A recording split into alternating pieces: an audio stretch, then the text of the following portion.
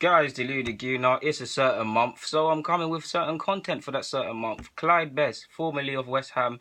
West Ham fans, particularly the older ones, know who I'm talking about in that regard. I believe he was in the same side with Moore, Bobby Moore, for those who don't know, and a couple other notable names. Now for those who don't know, he's from Bermuda, I believe. He left to come and try out West Ham at 17 years of age. So he came from Bermuda. So this was the 1970s or so. For those of you who don't know, for a couple years just before that, the 50s, and so forth. A lot of Africans and Afro-Caribbeans and people of color started to emigrate to the country after the war, and for whatever reason, for an economical better life, whether they were called over here by Enoch Powell and things like that, they came over here in it. So this was at that sort of time. So yeah, so you can imagine it's early days. So you can imagine football is very tribal to this day. So you can imagine how tribal and resistant to the changes society was bringing in were seen on football pitches. So he came for his trial at West Ham on the recommendation of a friend that referred him to the West Ham guy, whoever it was. Came through from Heathrow. He said he couldn't see anyone. Somehow made his way down to the Yammers.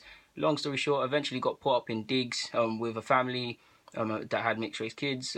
Yeah, that's relevant for obvious reasons. So yeah, man. But why I'm hailing him up. He played for West Ham.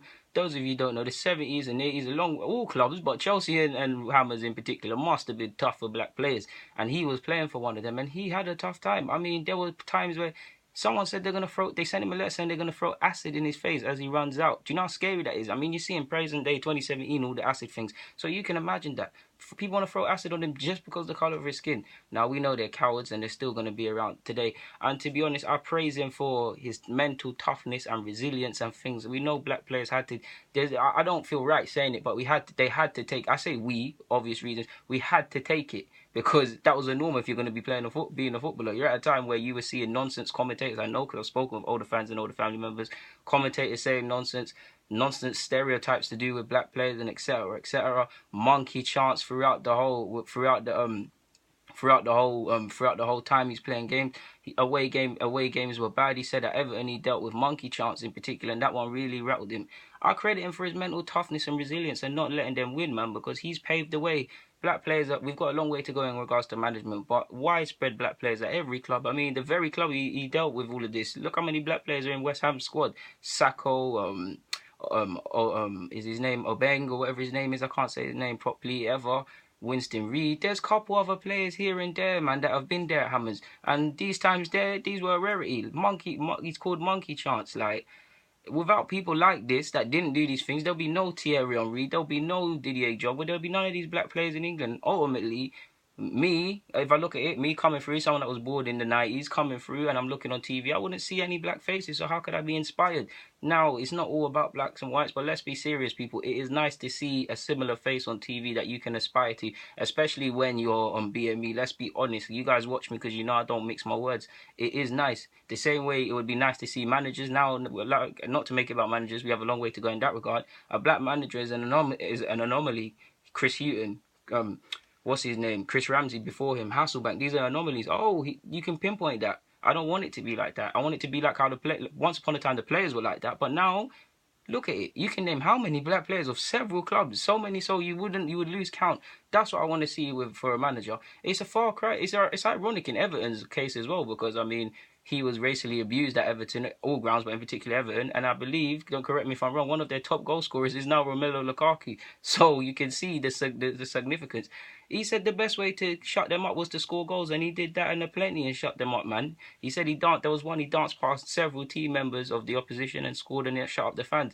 And he said there were some incidences with players, but it weren't really like that. He said one incident in particular, it was versus Norwich. Said the guy was talking nonsense. He said he clamped him, and in his own words, he put him into the terraces, and that never happened. And you're forgetting, if you look at Clyde Best, this guy looks like a bear, a grizzly bear. Like, he looks around 6 foot or something. Obviously now he's old, and as you get older, you shrink. But at the time, the guy's crazy, man. Like, he's a source of inspiration. Like I said, a source of inspiration in a period where a lot of black West Indian folk and African folk and a lot of people of color were coming to this country at a period, and I don't mix my words, literally just before that, and during this time, and worse so, just before that, people were naming their pets nigger.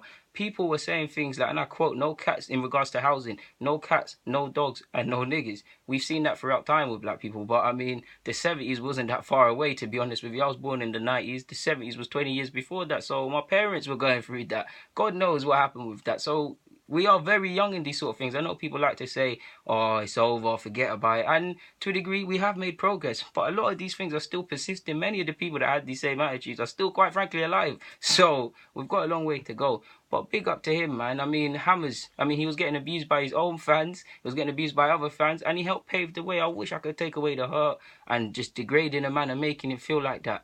But I can't. And I praise him for his toughness. And to be fair, he said Bobby Moore and these players there, they were the first to back him and get around him, especially when they heard of the acid attack.